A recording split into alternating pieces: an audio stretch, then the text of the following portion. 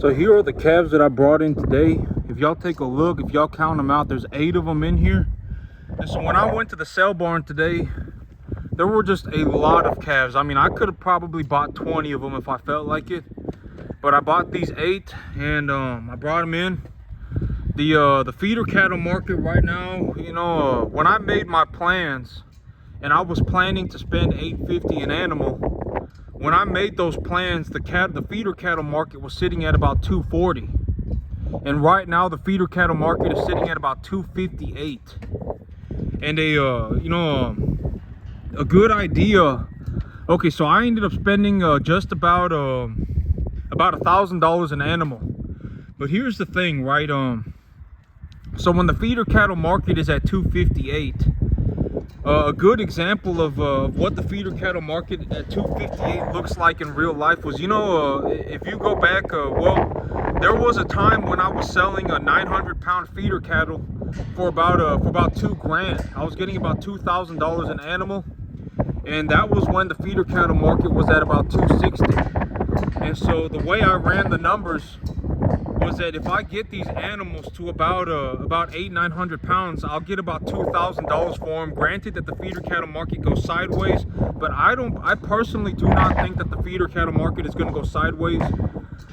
I actually think that here pretty soon, maybe within the next year, the feeder cattle market is going to start going downhill. But I don't really the feeder cattle market going up and down, it's not really a big influence on my business. You know, a big reason why I go and purchase cattle every 2 weeks is so that I can, and so the idea for my business is that I'm going to purchase cattle every 2 weeks over the course of my entire life. And so if I think about it that way, it doesn't matter if the market goes up or if the market goes down, because if the market goes down, I'll get less for my animals, but I'll also pay less for my animals. And if the market goes up, I'll get more for my animals, but I'll pay more for the animals. And so that is why my business plan is set up that way. I'm looking to buy into the market every 2 weeks for the duration of my entire life. But these animals right here, I think I got 2 or 3 steers, and the rest of them are heifers. And so, but if you look at them, I chose really nice animals. I chose really good animals. If you take a look at them, I got a black white face right there. She's kind of thin. Oh, that's actually a steer. I think he's one of the steers. But you see the 3 Charolais calves that I picked, the 3 white ones, they're nice and thick. They got like, look at this one right here. Big old thick calf. Got a black nose on her. That's always nice.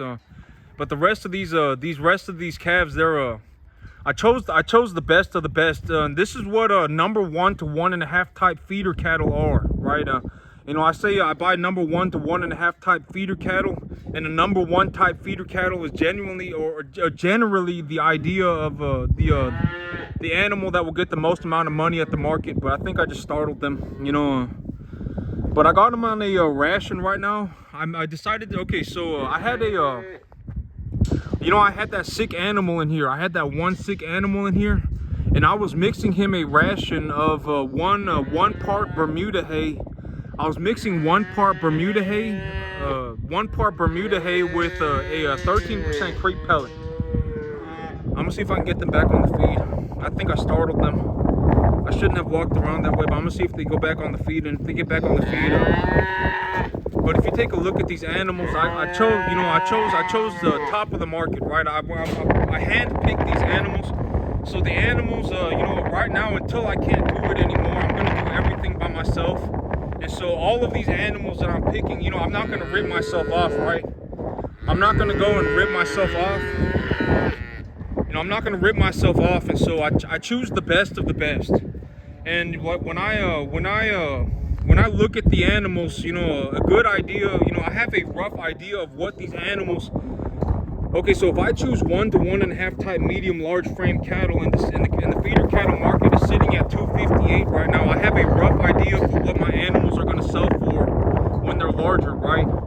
And so the big idea is that roughly about half. Okay, so if I take these animals up to 8 weight, the feeder cattle market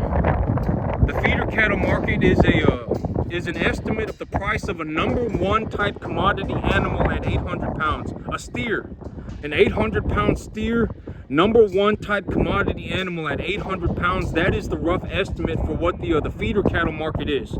So if I go on the internet right now and I look up feeder cattle price of feeder cattle, if I look it up, that number is the rough estimate for what a 800 pound number one type medium large frame commodity animal will sell for on the pound. And so if the feeder cattle market is sitting at $258, that means at 800 pounds, a number one type feeder steer at 800 pounds will sell for roughly $2.58 a pound. And so roughly $2,000. And so that's how I come up with my estimates. And when it comes to like how much am I going to spend per animal, when it comes down to about how much am I going to spend per animal, that's the number that I look at. I look at the feeder cattle market.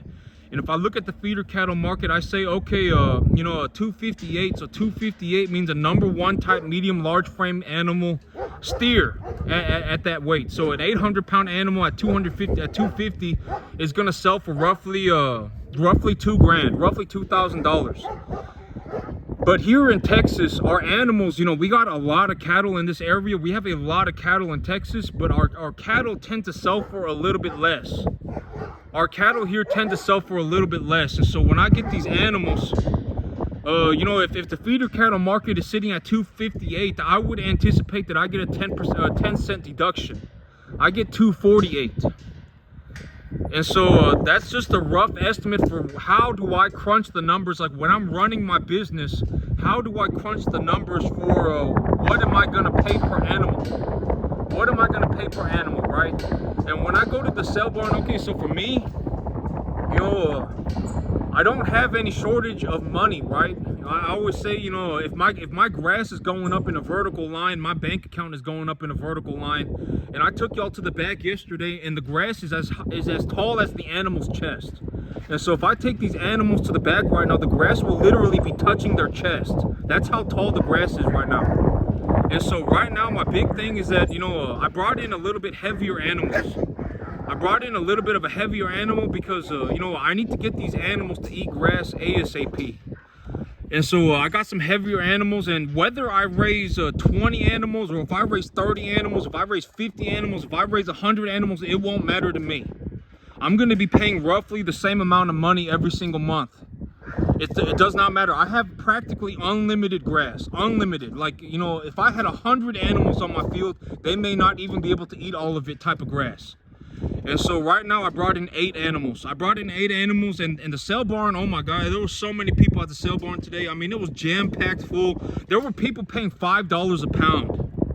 There were people paying $5 a pound on these little calves. You know, I didn't do that. The most that I paid was 4 something.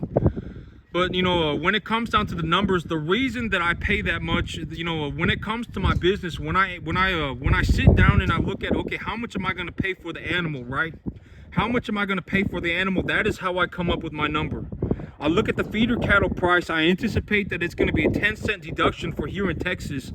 And so if the feeder cattle market is sitting at 258 pounds or $258, I anticipate that I'm going to get 248, roughly 250. And so if I sell an 800 pound number one type medium large frame steer at 800 pounds, I will get roughly $2,000 for it. I will get roughly $2,000 for it. And I anticipate that I'm going to have to use half of that money to purchase the animal. So roughly $1,000 an animal, and that's how the numbers are crunched. And so, you know, the 850 an animal, I made that estimate when the feeder cattle market was sitting at 240. I made that estimate when the feeder cattle market was sitting at 240. I get a 10 cent deduction because I have Texas cattle. The cattle in Texas, we have a large volume of animals, but our animals tend to be a little bit lower on the, you know, because the thing about Texas is that we have so many animals, it is very difficult to just get everybody on the same page, you know, growing all number 1 to 1.5 type medium large frame cattle, right? I mean, it's just not going to happen. And so we have a large volume of cattle, but the number of cattle in terms of percentile that grade choice or better is lower. And so, you know, here in Texas, we tend to get a little bit of a deduction on our cattle. But if you take a look at the animals, I'm going to see if I can get y'all in close. I'm not going to say anything so I don't freak them out. But if y'all take a look at the animals, this is what number 1 to 1.5 type medium large frame animals look like. if y'all take a look at them, they're all real thick, right? They're real big, real hefty looking animals. Very good looking animals. They got long legs. That's one of the things that I look for in my animals, is that I look for animals with long legs and very thick bodies. If they have long legs and thick bodies, they are going to put on weight very quickly. And so that's what I look for in my animals. And I hand pick all of my animals until I can't do it anymore, or until I set up something to where someone cannot rip me off.